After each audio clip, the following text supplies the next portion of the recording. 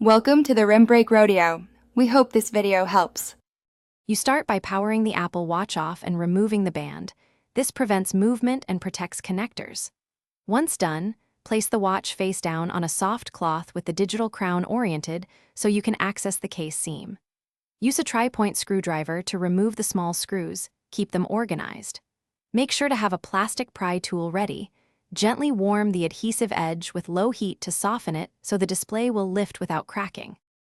Once the display is propped at a shallow angle, identify the display and battery connector locations and use a plastic tool to carefully pry the clips. This prevents shorting. After disconnecting the display cable, fully reveal the battery. The battery is secured with adhesive strips. Peel the adhesive slowly and evenly. If resistance is high, warm the area slightly to relax glue. Lift the old battery straight up using tweezers, keeping pressure even to avoid puncturing the. Install the new battery by aligning it and pressing the adhesive strips firmly so it won't shift. Reconnect the battery connector first, then reconnect the display cable. Once both are seated, power on the watch to confirm boots, touchscreen responsiveness, and sensors work. If everything functions, lower the display to the case and replace the screws. Troubleshooting tip. If the watch won't power on after reassembly, reopen and reseat both connectors. Loose connectors are the most.